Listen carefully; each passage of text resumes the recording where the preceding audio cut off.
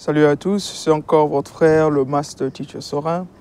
Alors, aujourd'hui, nous allons parler de business. On va reprendre une question assez personnelle, mais c'est profond, comme d'habitude. On va reprendre la question de savoir si vous êtes un investisseur en flux de trésorerie ou bien un investisseur en gain de capital. Déjà, il faut définir un peu les contextes des mots. Flux de trésorerie pour ceux qui font business et autres, et pour ceux qui ne s'y connaissent pas, ça veut juste dire, en fait, déjà investir au début, c'est mettre des fonds, de l'énergie, du temps en quelque chose en vue d'obtenir un bénéfice. Alors, investir en flux de trésorerie, c'est en réalité investir pour que vos fonds, pour que votre temps, votre énergie puisse apprécier avec le temps.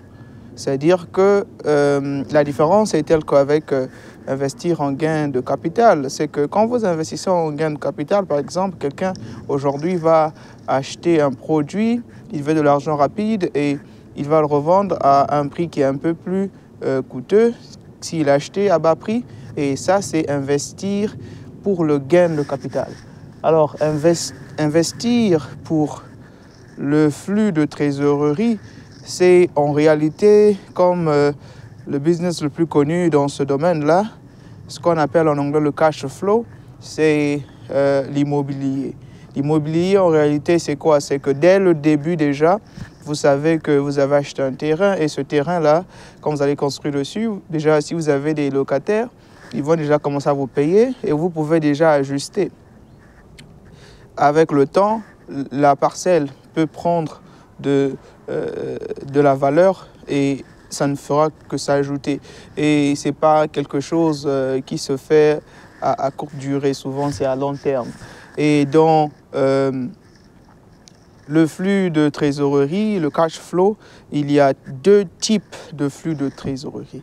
Il y a le flux de trésorerie négatif et le flux de trésorerie positif. C'est-à-dire que quand vous investissez, vous commencez à un niveau où vous vous rendez déjà compte que, bon, en tout cas, par exemple, vous avez acheté une maison ou une parcelle qui vous a coûté tellement cher, mais même si vous avez un retour à long terme, même si les locataires vont vous payer, mais vous allez vous rendre compte que c'est quelque chose qui peut vous prendre des années et des années, jusqu'à même à ce que vous puissiez mourir avant de recouvrir les fonds que vous avez eu à dépenser. Mais non, l'avantage serait peut-être parce que vos enfants vont hériter de cela et avec le temps, il y aura la compensation, oui, mais de vous-même déjà, vous vous rendez compte que en fonction de votre durée de vie sur Terre, ça, c'est négatif en tant que tel. Donc, le flux de trésorerie négatif, c'est juste ce genre d'investissement-là où vous ne le faites pas réellement pour vous, vous le faites pour ceux qui viendront après vous. Et il y a aussi le flux d'investissement positif. Il y a des gens qui s'y connaissent tellement dans l'immobilier, s'il faut garder cet exemple-là de l'immobilier, alors ils vont investir dans des business, enfin dans des secteurs de l'immobilier où déjà, dès que vous achetez aujourd'hui, mais avec les tenants que vous allez avoir, avec le type d'appartement que vous allez acheter, les gens qui viendront, le coût et autres. Donc déjà, en une année, vous pouvez récupérer votre argent. Et parfois, quand c'est comme ça, ils investissent aussi gros. Hein. C'est souvent des gens qui ont déjà beaucoup de millions et même des milliards. Et donc, ils investissent déjà gros. Ils achètent des terrains en ville carrément. Ils construisent des écoles, ils construisent des immeubles et mettent des appartements. Alors, déjà, en une année, 2 ans, vous récupérez votre capital. Et après, vous commencez à voir votre appréciation, votre profit. Et ça, c'est l'investissement de flux de trésorerie positif. Alors, le gain de capital, c'est comme je vous l'ai dit, c'est quelqu'un qui va acheter à bas prix pour revendre à un prix assez élevé. Et ça, c'est son profit. C'est plus rapide, contrairement à l'investissement du flux de trésorerie, mais enfin, je ne dirais pas, dans mon cas, s'il faut reprendre la question maintenant, parce que je crois que c'est assez clair, alors si je suis un investisseur à flux de trésorerie ou un investisseur à gain de capital, je vais reprendre juste après vous. Commencez d'abord. Qu'est-ce que vous y pensez? Êtes-vous un investisseur à flux de trésorerie ou un investisseur à gain de capital? Bien, dans mon cas, je dirais que je ne peux pas réellement choisir parce que ça dépend des contextes.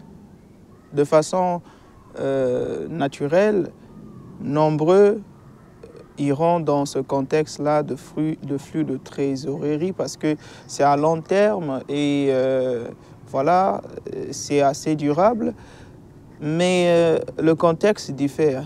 Les pays, ça dépend de quel pays, dans quel pays vous vous trouvez, ça dépend de ce que vous trouvez sur le terrain, si vous allez, quand vous allez voir les risques, analyser un peu le tout.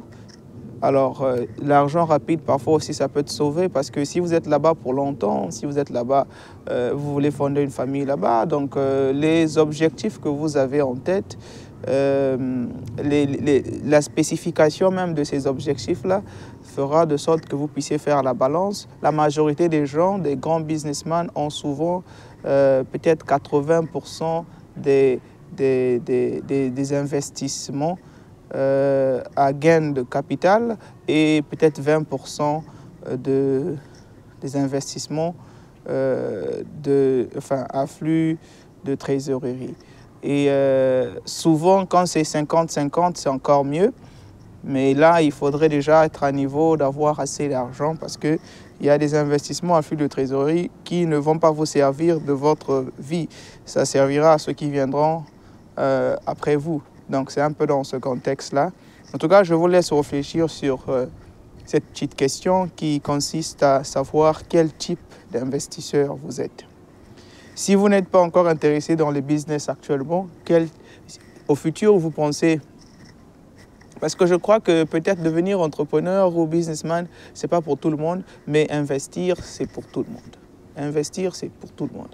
Vous n'êtes pas obligé d'investir votre argent, vous pouvez investir votre temps, vous pouvez investir votre énergie sur votre famille, vous pouvez investir les fonds, ça c'est de façon basique, mais l'investissement c'est obligatoire pour chaque être humain. Alors quel type d'investisseur êtes-vous? Êtes-vous un investisseur à flux de trésorerie ou êtes-vous un investisseur à gain de capital? Bien de choses à vous, à la prochaine.